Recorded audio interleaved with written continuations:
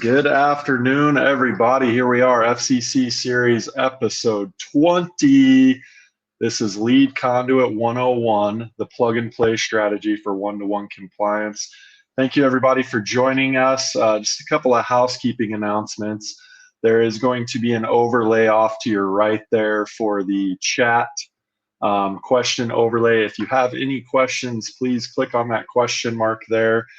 Submit them and we will get to them as quickly as possible. We will have a Q&A at the end of the presentation. Also, there is a chat bubble at the very top right. That's how you engage in the chat. So please get involved, voice your opinions. Key dates and timelines as far as our countdown update for the FCC. Right here at the bottom, requirements going to be enforced January 27th, 2025.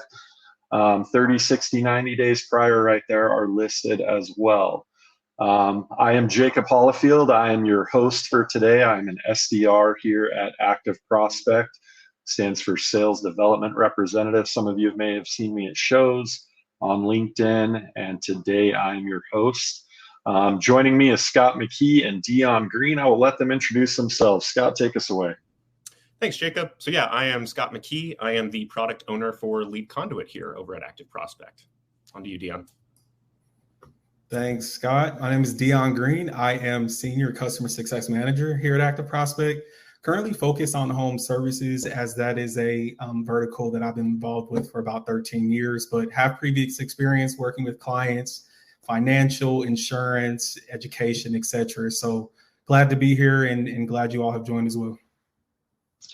All right, thank you, gentlemen. So as most of you know who've been following along with this series, we've spent the bulk of it focused on TrustedForm, but today's focus obviously will be on another product from our consent-based marketing platform, LeadConduit. So to start this off, we're going to put out a poll there. What type of leads are you working with? Are they first party, third party, or both? And if you don't know the difference between the two, first party leads are going to be your leads that you generate through your website, all of that internal traffic coming in. And third party leads will be coming from your lead aggregators or leads that you purchase from other sources. So while you go ahead and answer that poll, we'll come back to it later. I'm going to pass it off to Scott, and he's going to give us an intro on LeadConduit. Yeah, thanks for that setup, Jacob. So LeadConduit is what we call lead flow software. It allows you to create custom workflows for your leads with a low-code approach so that you don't have to have a big team of engineers handling all of your integrations and all the technical aspects of the work. It helps you to make sure that you're really just acquiring the right leads for your specific business. It allows you to, append additional data to your leads and, just ensure that they're getting delivered to the right place. Maybe that's your CRM, your auto dialer, maybe it's your data warehouse. Really any system with a REST API that you want us to deliver a lead to, that's kind of what LeadConduit is really good at. Yeah, and to that point, Scott, I'll jump in and say, since we're talking about first and third party leads, I get quite a few questions from clients. What's the best way to implement those leads within LeadConduit? Right. And so sometimes there are thoughts that you possibly need a different environment for all your different third party vendors. But from what I've seen typically is that as long as you have the two different flows, two separate flows, two environments of first party leads and third party leads, that's typically the easiest way to track the information. And if looking specifically at third party leads, you don't need different flows or different environments per partner, right? Because the point of LeadConduit is to make it as easy as possible and seamless as possible for you and to simplify everything, right? So especially if it's a situation where how the information is delivered to you from the partner or how we push the information to your CRM, if that typically is standard across all your different partners, then that's going to make it even easier. Yeah, absolutely. And you really, I like what you said about, you only really need these two flows. We do see some customers who have dozens upon dozens of flows and really, however it fits into your business best, we're there to help you guys. But yeah, putting all your third party leads through one flow is what we see being really successful for folks, and first party through another. It generally doesn't make sense to pay some service to append the originating domain of a lead when you own that domain, right? So you can have that flexibility in how you want to treat those leads differently. And again, I come back to, it's a low code thing. If you wanted to have workflows like that on your own, you're having engineers write codes to have different logic. In LeadConduit, you're clicking a couple of buttons and you're doing that same thing.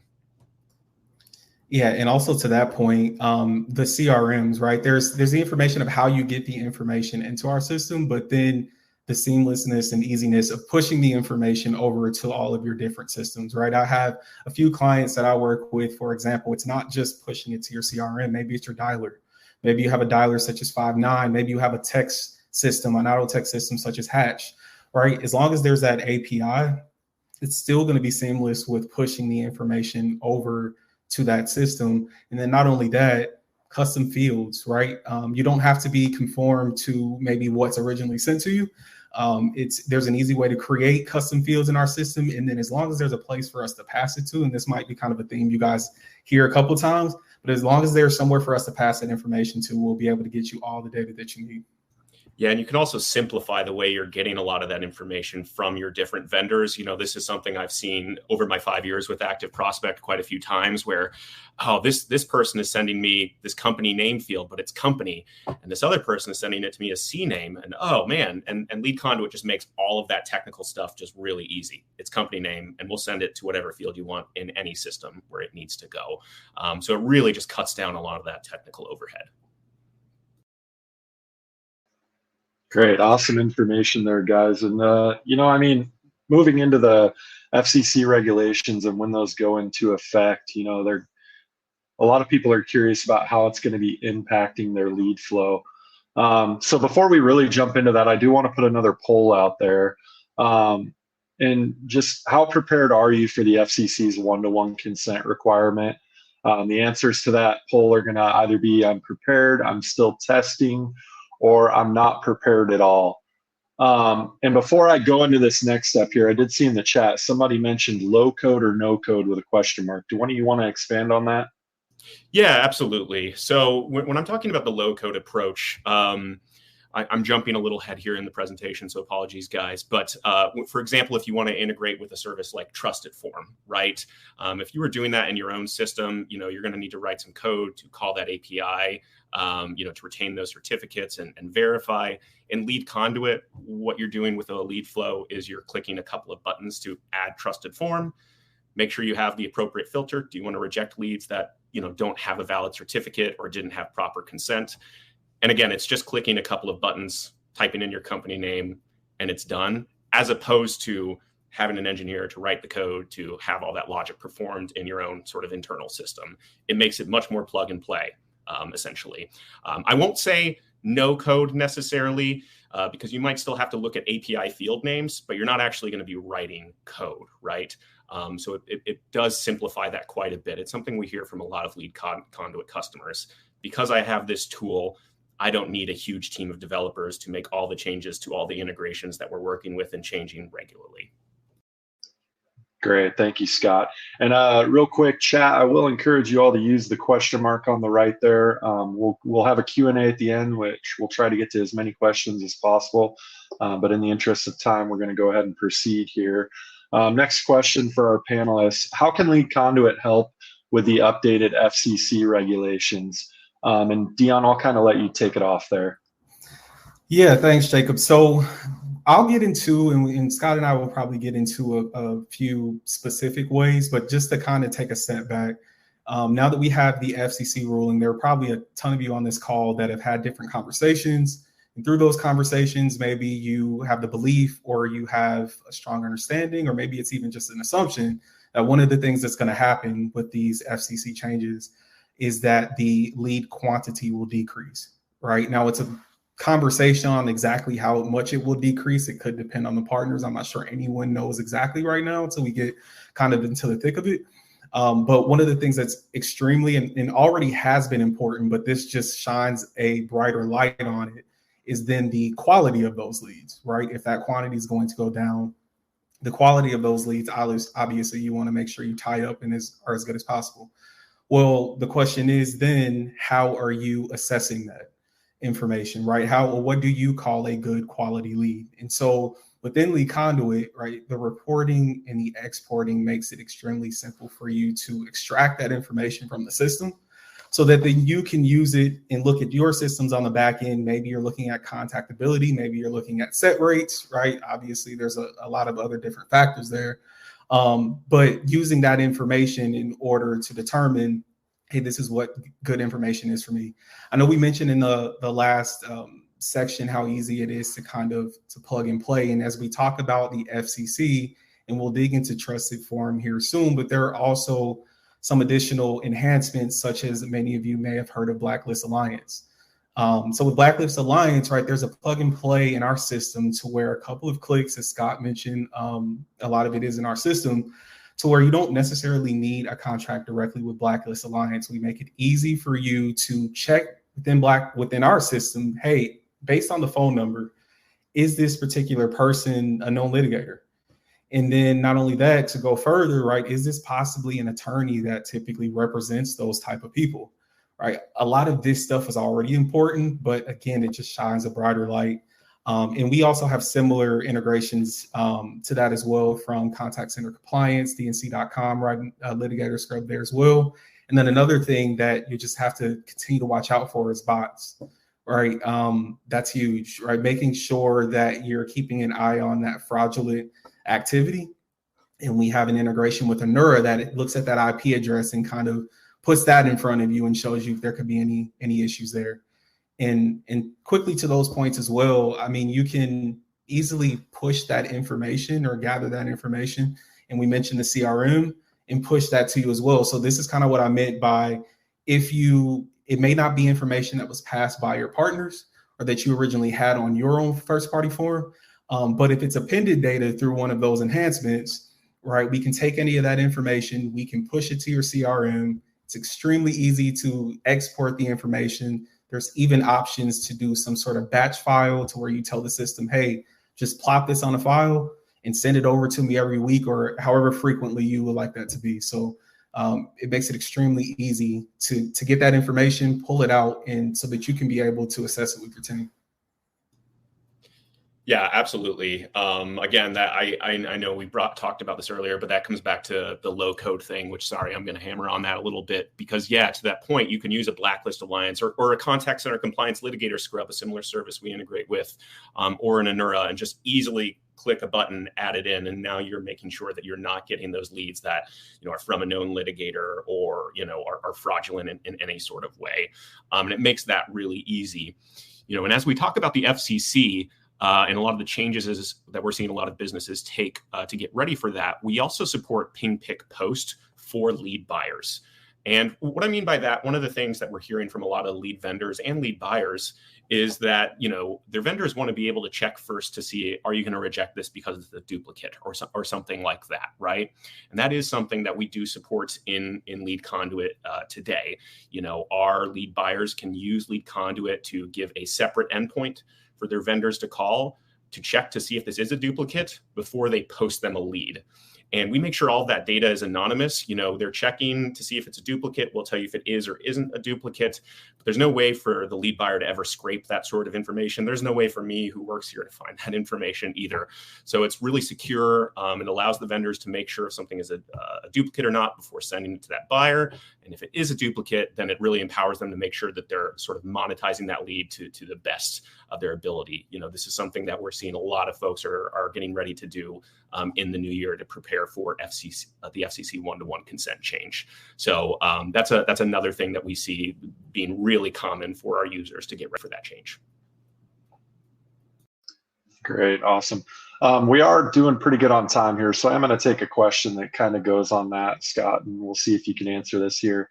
The question's from Alex Bryan, and it says, for the new FCC one-to-one, it seems like the language is for robocalls, which is defined as using an auto dialer or ATDS. It seems like the precedent on Solomon and Subway franchise in May makes it clear that the definition of ATDS excludes most multi-line dialers. Can you offer any clarity on this? That is a really good question. Yeah, so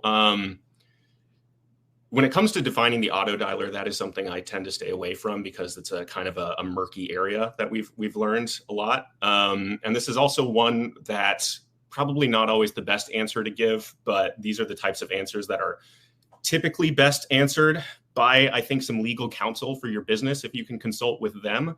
I certainly have opinions on the matter, but I'm not sure if those are necessarily, if I'm necessarily the right person to check with on that type of topic. I don't know if Dion, if you had any sort of thoughts there on that. No, yeah, I mean, I'm pretty much aligned with you there. Not much. Yeah, the auto dialer is an interesting, interesting. It's been interesting to talk through. Maybe we can get more information on that for you guys.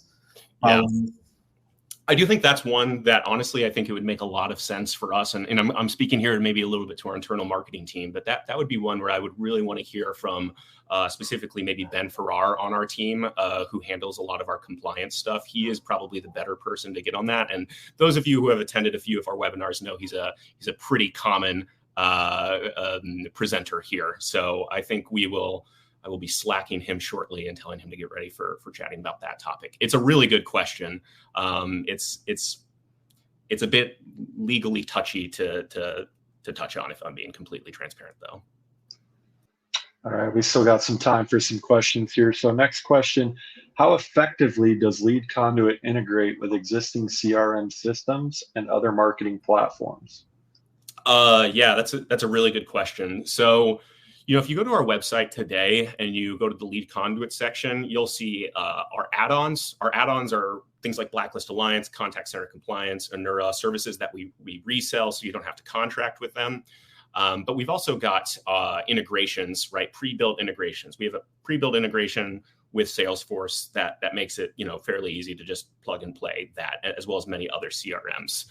But that being said, those of us who have been in this industry a long time know that there's a lot of CRMs and a lot of dialers and a lot of different systems. And chances are someone has created a new industry-specific lead gen CRM since we've started this conversation, right?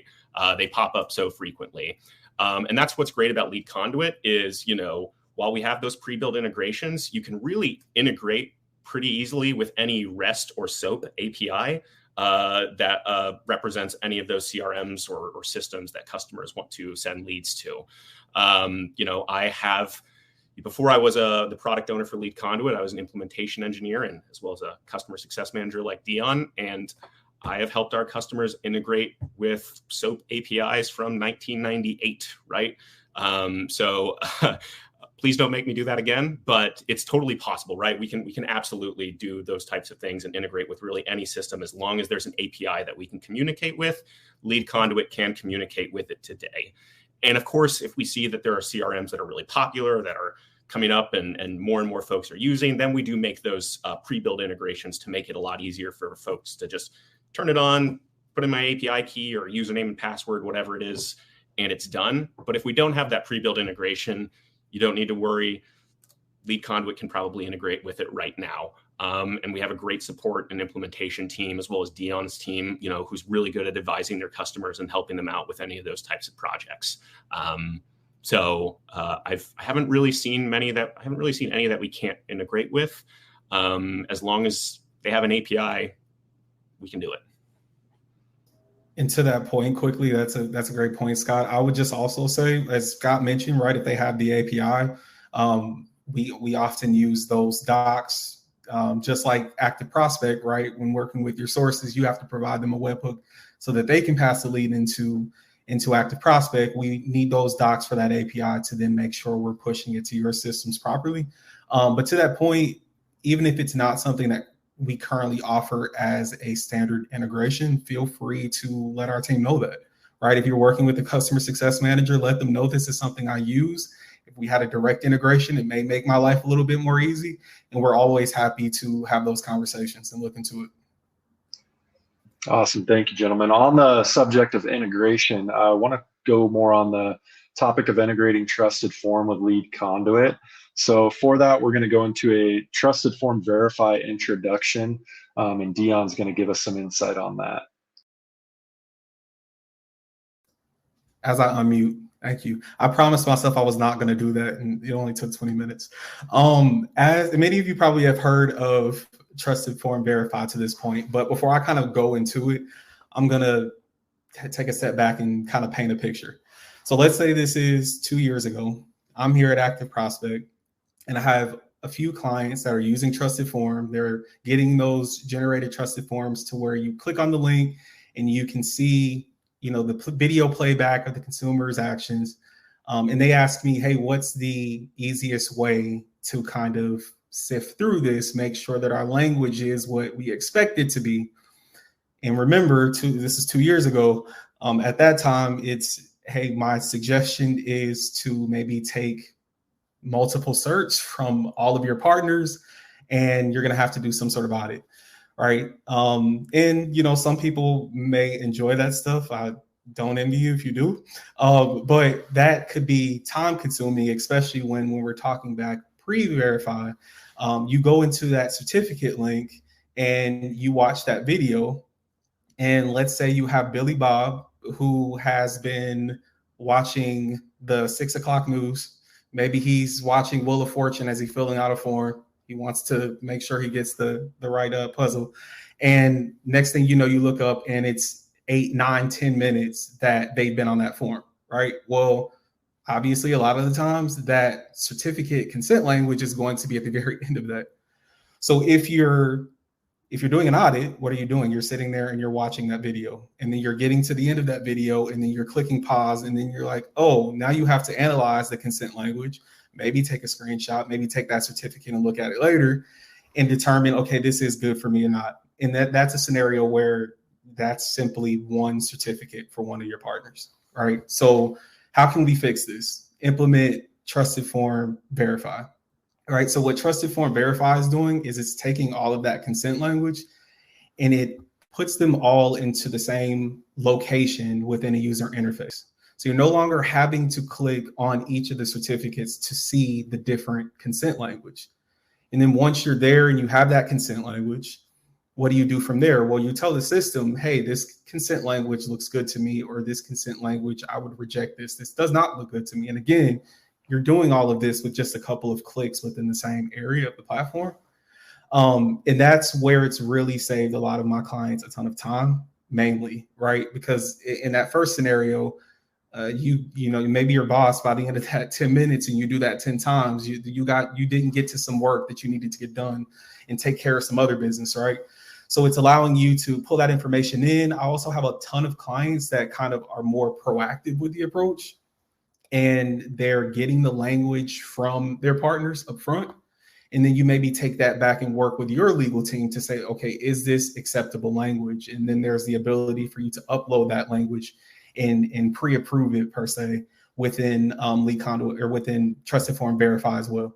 So again, just by the few ways that I mentioned, a ton of time saving from how it was to what it is now. And not to only mention, right, once you're on the newest version of Verify and TrustedForm, you also have ways to kind of skip inactivity on the certificates themselves. So you no longer have to watch the entire video to kind of understand and get a grip on the consent and what happened in that journey with the consumer. Maybe I shouldn't admit this, but I may have accidentally sort of ruined one of my AP laptops out of frustration of just watching those recordings nonstop. And then you've got a 20-minute recording and you're waiting for this one point to see the consent language. And that's the one point where you looked away and now you have to do it all again. I am past the statute of limitations on that. If HR is listening, I'm still good, I think. But yeah, that's one big point of frustration, and that's just me as a client, as an employee, as a client who has an actual TCPA lawsuit, and you're sitting there doing that. Like, gosh, that was just really rough. So not having to do that anymore is just a lifesaver for our clients and for us, right? So Dion can spend a lot more time helping out the clients. Yeah, absolutely. And yeah, to that point, I mean, if we're kind of quickly jumping into the LeadConduit aspect of it, right? Prior to LeadConduit, right, we have the TrustedForm Verify, and I kind of explained what was there or what has come of that. But what's more important, especially, I don't want to say more important, but what's important that we've recently implemented is the one-to-one consent feature within TrustedForm Verify.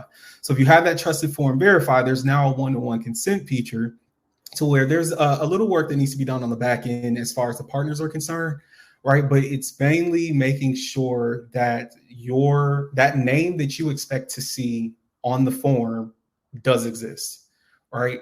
And a way for you to be able to see that information quickly without clicking into the actual certificate itself. Be able to have that confirmation that your name, if you're ABC Construction, that ABC Construction as it should be, to give you that coverage for TCPA, that it was there within the document. So maybe Scott, you can talk a little bit to how that integrates with LeadConduit.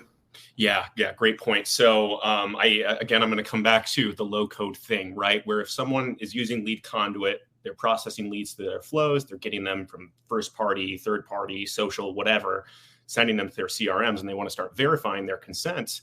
Once they've got their consent language set up in TrustedForm, all they really are doing is clicking a button to add TrustedForm. It's going to ask them to put in their business name. So they type in ABC Construction, they save their flow. And now all leads that are coming through that flow are being checked for verify, as well as ideally retain as well. So you're not writing code to make those API calls, do those checks, have the logic filter out leads that aren't compliant for you. You're clicking 3 buttons instead. And that's just, a lot of the businesses that we work with don't have big teams of engineers, right? And it just saves them countless hours by just doing those 3 clicks instead. And it makes the process quite easier. And that really applies to all of the sort of pre-built add-on services that we have within LeadConduit, of course.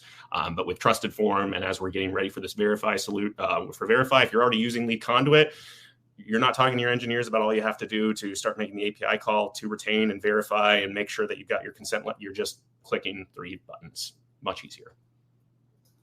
Yeah, to that, just to add there, Scott, you actually alluded to it, but I mentioned the Anura fraud detection. I mentioned some of our known litigators a little bit earlier, but all of that, again, I mentioned flows earlier as well, is within the same flow. So if you're not already aware, this is all happening real time, right? So how you filter the information in the system, and or maybe not, maybe it's just as far as the data is concerned, right? I mentioned how you can easily pull the information out of our system. Maybe you say, hey, if there's a cost implication, I don't want to apply this to 100% of my leads right now. Well, what's a way that I can get some of that information without kind of jumping headfirst in? And there's easy ways in LeadConduit to do that, with maybe applying it to certain partners of yours, maybe applying it for a specific number of leads for you to collect that data and send it over, right? So all of that's happening in the flow. All of that happens real time, so that you still keep that speed to lead and don't have any issues there. Yeah, that's one concern we hear from a lot of folks sometimes when they're, starting to get on with LeadConduit, right? Hey, I see all these great filters and abilities I have to reject certain leads. And it makes it very easy to do that. But it's generally a good idea to work with your vendors in advance and let them know, hey, I'm planning to not accept duplicate leads, right? Because quite a few of our checks can really be done at the ping level as well, which, again, coming back to what I was mentioning earlier, really generally benefits the vendors, because it allows them to make sure that they're monetizing those leads. Good idea to generally just investigate first using LeadConduit. Oh, how many leads am I getting that are fraudulent? How many am I getting that are known litigators? I would advise, if you're just going to append that it's a known litigator, probably still don't call them. But it makes it really easy to just identify that information first before you're going to try and filter out anything as well. Yeah, I'm going to kind of tie a lot of this in with a question that I saw, as far as how easy is LeadConduit to use, especially if you may be someone that's technically challenged. Very easy. So, I mean, let's start with the fact that, right, at Active Prospect here, if you're starting with us, you'll get an onboarding specialist, right? There's a specific person that will be allotted to your account to kind of help with some of that technical stuff up front, as well as a customer success manager such as myself to help answer any additional questions that you have.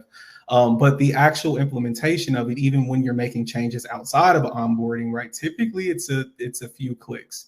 And one of the things we pride ourselves on as well is having a huge knowledge base, right? We have an external knowledge base where folks like yourself can look up almost anything as far as how to do it, or what is this, what is TrustedForm, what is LeadConduit, what can I do within LeadConduit, what are some of these add-ons, what is real-time bidding, as Scott mentioned earlier, and get a great idea on how to easily implement it that way as well.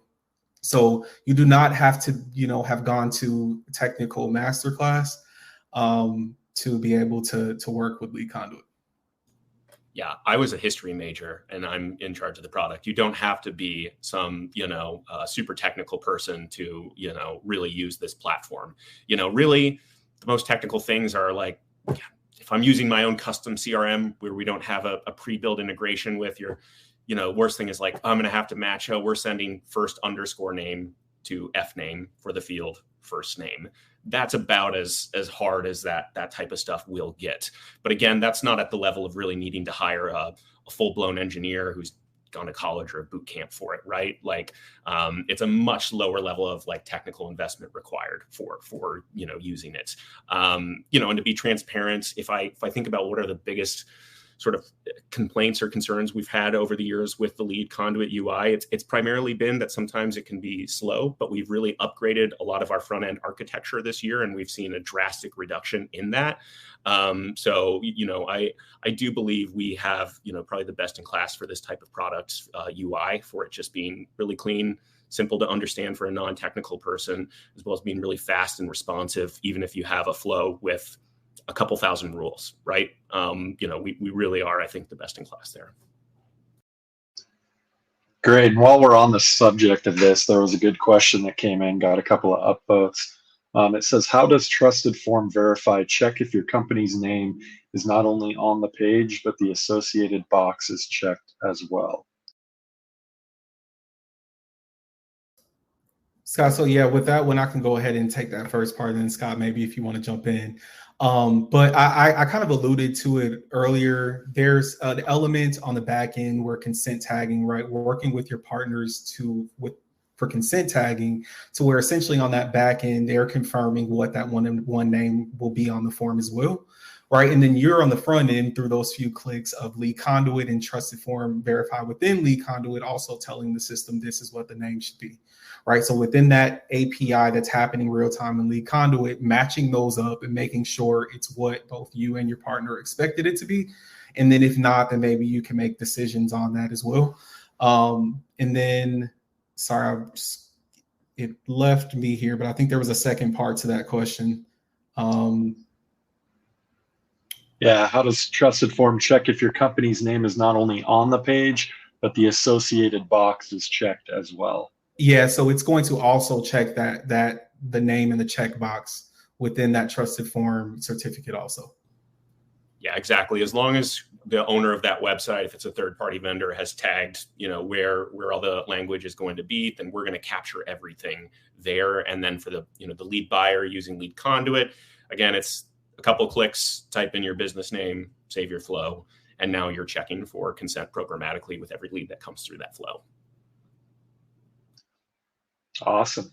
And another question I saw kind of came up. Dion, you had mentioned some integrations that we have. Really quick, I'll note that all of our integrations and add-ons are listed on our website. Scroll down to the bottom, you can click on those, search for them, and they're all listed there. But there is a question that says, does LeadConduit have any integration with the federal or state do not call lists? Should callers give more scrutiny to leads for DNC listed numbers? Yeah, so to the first part of that, I mentioned how earlier we have contact center compliance litigator scrub. So, and I'll just kind of take a step back. I think Scott possibly mentioned how we have certain add-ons, but then integrations as well, right? So there are certain add-ons we have where you can just plug and play, right? You see the price of them, and then you just keep it moving.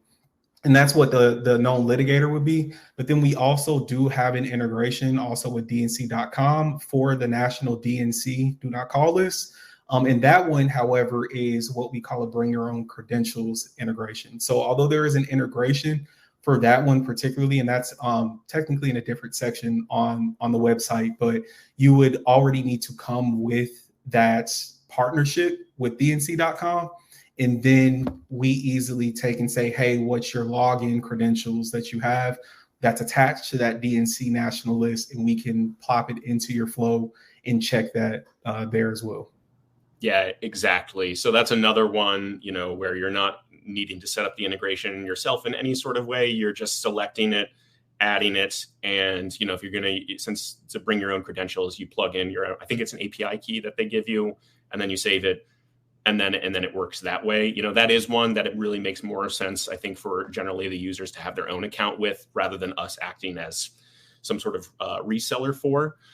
So that's typically what we see. But in addition to that, we also have, features like suppression lists that allows you to check any list that you have on your own. So we see a lot of folks also, in addition to checking the, national DNC list via service like contact center compliance, we see them checking their own internal DNC lists, right? That they're just adding, their internal DNC leads onto, right? And then they can programmatically check that within LeadConduit. They can check that on the ping as well, right? So that they let the vendor know sooner rather than later that, hey, this is on my internal DNC, or it's a duplicate or whatever. I won't be accepting this lead, and then they can, monetize that elsewhere. All right, great. Thank you, gentlemen. And there were a couple of more polls put into the chat there, basically just asking if you're interested in a demo of our Verify product or of our LeadConduit product. Feel free to answer to those, and we can get those demos scheduled and set up for you so you can see it more. There were a couple of questions about what is LeadConduit, how do you use it. Feel free to select that you would like a demo, and we can show you that and give you more in depth there. But kind of transitioning from that, so just to kind of talk a little bit about what Dion and Scott touched on earlier. We're transitioning over boosting your performance marketing efforts with compliant, optimized leads. As far as marketing goes, do either of you want to touch on that? Yeah, so I can touch on that one. I mean, that really is sort of a lot of what we've been talking about today. And to me, when you're thinking about LeadConduit, sort of boosting your performance marketing efforts, it's really about the ease of setting rules for what defines a good compliant lead for your individual business, right?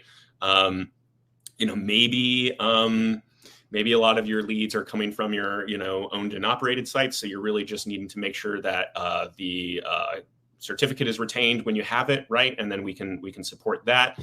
Maybe you're buying a lot of third-party leads from vendors who you're new to working with, right? And then you want to make sure that you're checking something like a NURA or a contact center compliance or a blacklist alliance as well, in addition to that. So to me, it's about the easy flexibility of putting rules around leads based on sort of your expectations and understanding of those specific leads. And again, doing it in a very low code, simple, non-technical way. Yeah, and I'll jump in also and kind of piggyback off of that, but also touch on another question that I saw. And the question mentioned how LeadConduit can help stay compliant with some of these new TCPA rules and things of that nature, right? So I think at the high level, right, it would be you and your legal team kind of defining what's compliant for your company, right? However, with TrustedForm within LeadConduit, and Scott just mentioned TrustedForm Retain as well. Within LeadConduit, not only can that verify happen, but I'm kind of tying this together also with the kind of the easy use and how you don't need the API on the back end. You can use the API within LeadConduit because you have TrustedForm Retain that you're retaining automatically in the system for that long-term access, right? So you'll have that certificate that may come over from your partner, right? But in order to make sure that you have long-term access to that certificate to then be able to look at that session replay, the certificate needs to be retained. And that's done within one step within the platform. And then we then take that certificate link and pass it over to your CRM with the rest of the payload. Right. So at that point, you have a link in your CRM that you can click on anytime for up to 5 years to make sure you're fully covered on the statute of limitation. And you'll be able to see that playback if you have any issues or possibly need to look at it in the future. All right, awesome. And I mean, obviously, this is going to help out everyone's marketing team. So, if you want to, can you talk more on the like lead scoring and how LeadConduit and TrustedForm Verify can help in any way in that aspect, Dion? Yeah, I can speak to that. I mean, I've had it kind of seemed like it was out of nowhere, but I feel like in the last 6 months, I've had a lot of folks ask me about how we can help with lead scoring, right? Because ultimately that still ties up to or bubbles up to that quality, right? And how you might be defining that quality. Well, we have, integrations such as Faraday. Some of you may or may not be familiar with, to where you can implement that into LeadConduit. But then I've also had some clients that have kind of used LeadConduit in a simplified way. They've created the lead scoring definitions on their end, and you can still use LeadConduit to push that information over, right? So I'm not sure if this has come up before, but like we can, also tell the system, hey, if a certain information comes in, I also want to pass this additional name or this additional information over to my CRM.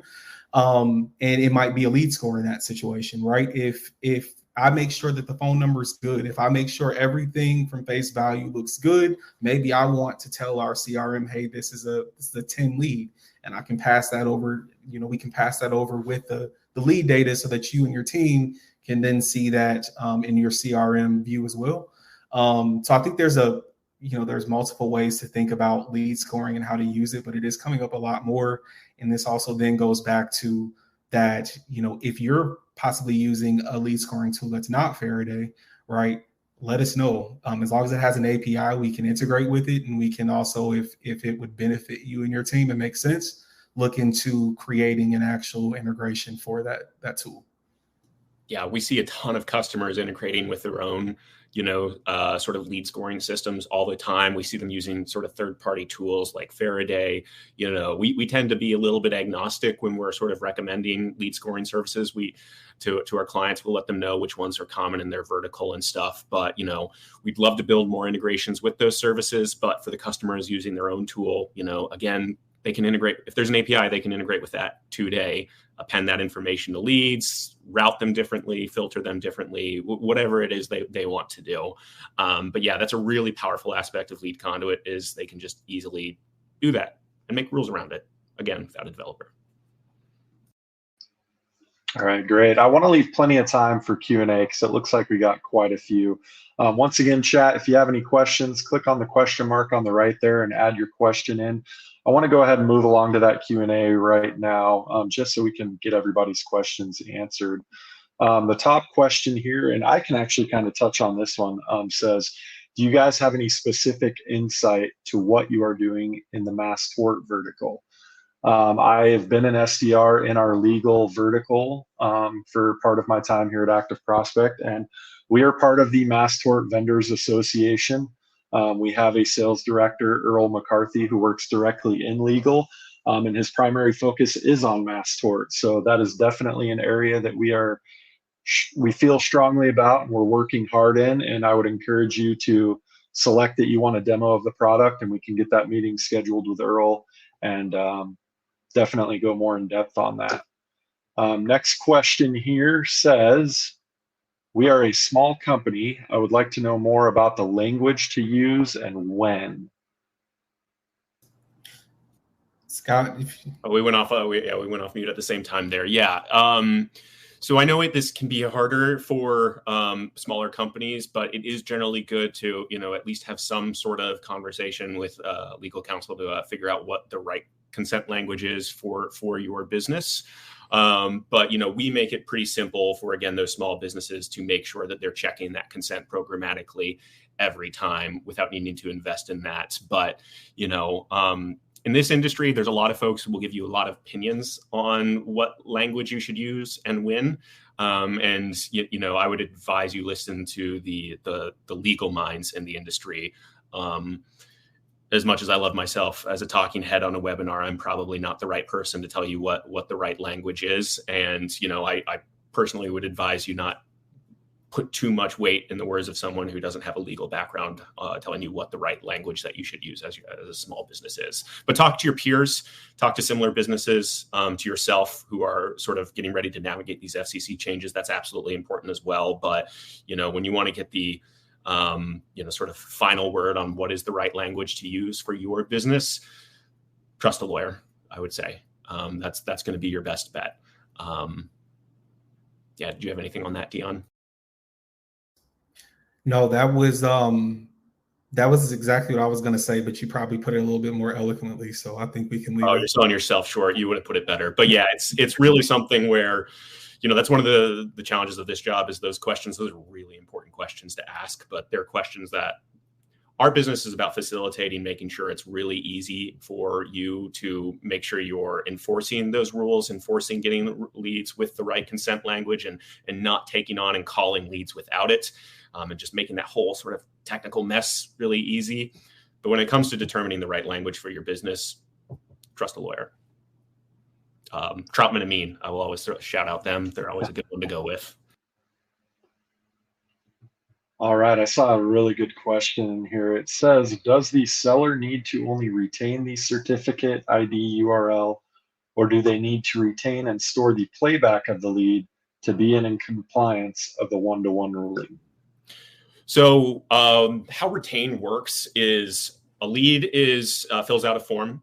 And when they do that, the certificate URL is created. And then you make the API call within LeadConduit to make it really easy, but to make that retain saying, hey, this lead, I want to store this certificate to my business. And, again, LeadConduit will make it easy if the API call fails, if that lead is like 200 days old or something like that. But assuming that all of that is good, you make that retain call.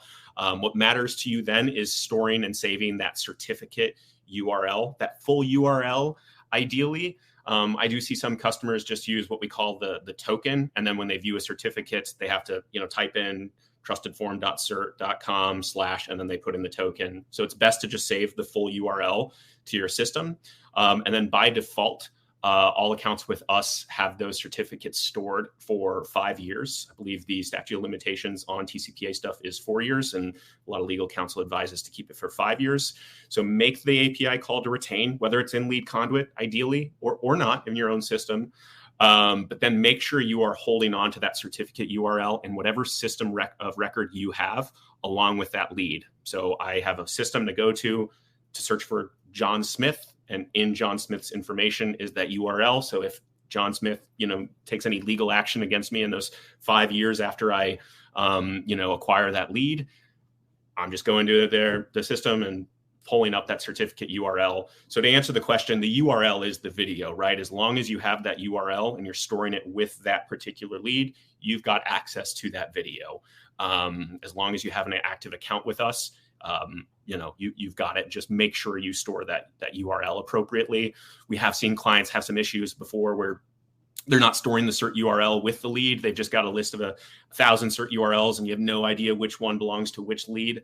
That tends to be less of a problem with the clients using LeadConduit, of course, because we're making sure that we're just delivering that field every time. But it's really important to make sure you are storing that certificate URL with that lead so that if there's a problem with that lead, you've got the URL for it.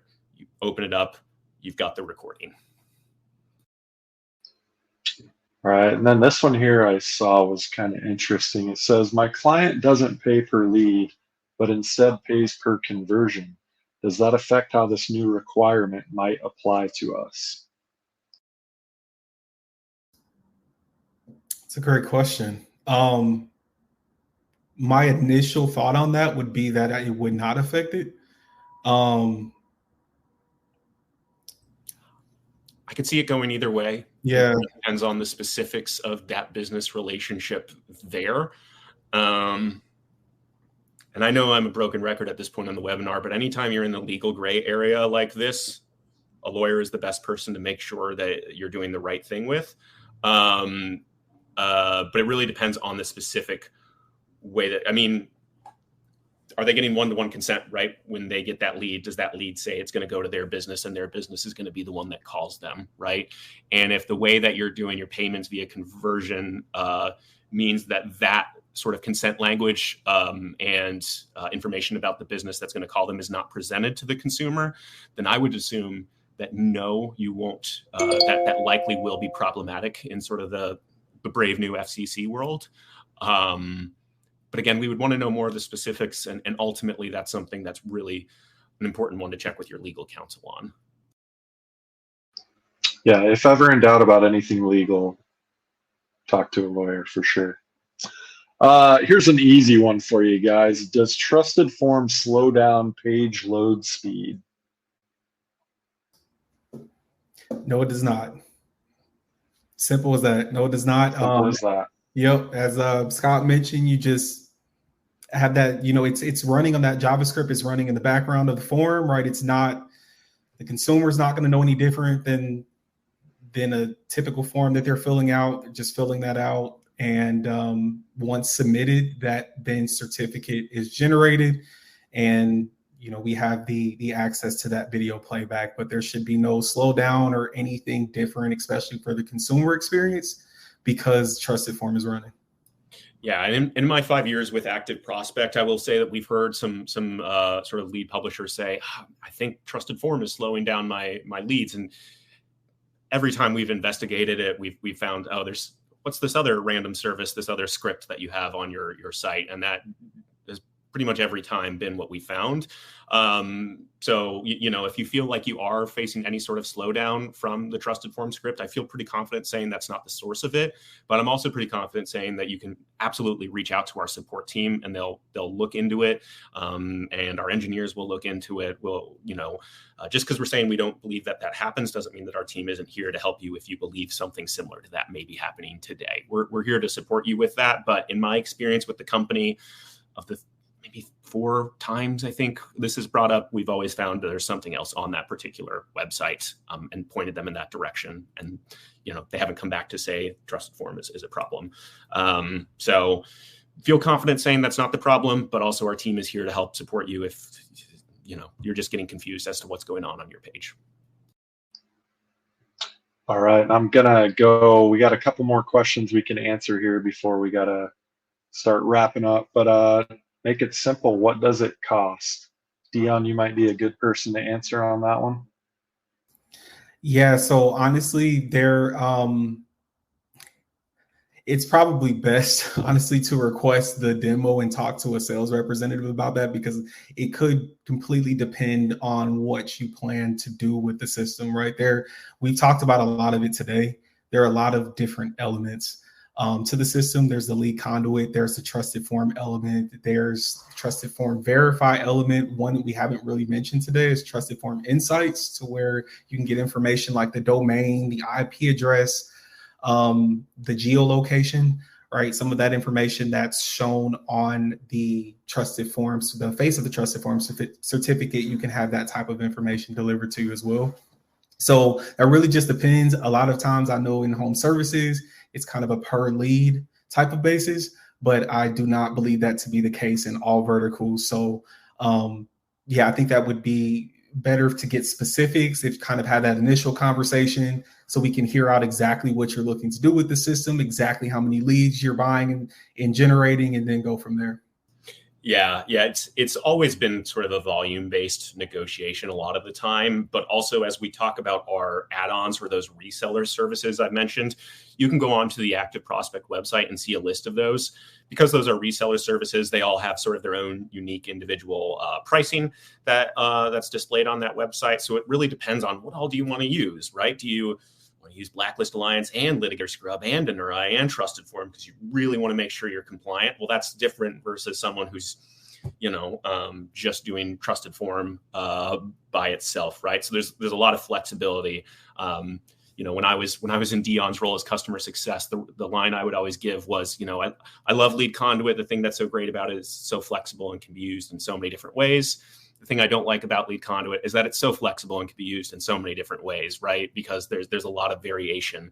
But that being said, next month we are planning to bring back LeadConduit self-service, and there will be published pricing on the website once that goes live. Now, again, it's always best to really talk to our sales team so we can get a good idea of what it is you're trying to do and how best we can help you achieve that. Maybe it makes sense for you to start with the self-service account, and they'll help guide you towards that.